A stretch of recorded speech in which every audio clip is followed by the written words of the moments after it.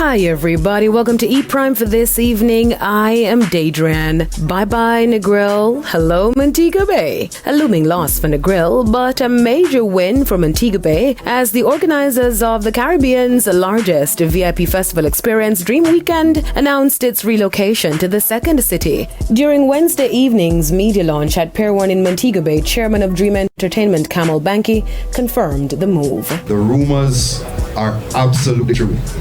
Dream Weekend 2026 will be held in the tourism capital of Jamaica, Montego Bay, from July 30 to August 4th. The announcement comes just weeks after the festival celebrated its 16th anniversary in Negril.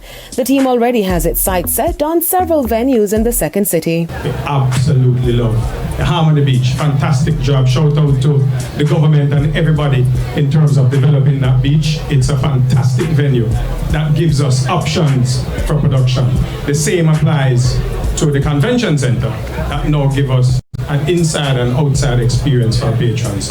And of course, the Aqueduct. Director of Sales at Dream Entertainment also revealed that for its 17th staging, the festival has secured two of Montego Bay's top acts. The lady, Chanel Muir, one of your stars from Montego Bay. And by default, Tommy Lee himself will be on board for Dream Weekend 2026. With the event set to take place just weeks after Reggae Sumfest next year, organizers say the combined effort of the two events will bring big economic gain to the city. Mobe, next summer, you're talking about you have this massive economic impact coming your way. I would guesstimate over $10 billion coming into Mobe next summer. Group Managing Director Scott Dunn says the Dream Effect will be felt across the board. Everywhere in this city, this money is going to be spread, it's going to be felt. From the smallest man to the biggest man, everybody are going to eat a food in Mobe next summer because of things like Dream Weekend and Reggae Sumfest. The Jamaica Tourist Board has welcomed the move. Events like Dream Weekend don't just fill hotel rooms.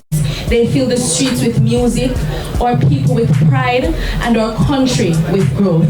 Executive producer of Reggae Sumfest, Joe Bogdanovich, is also throwing his support behind the move. Let's spread the love, you know.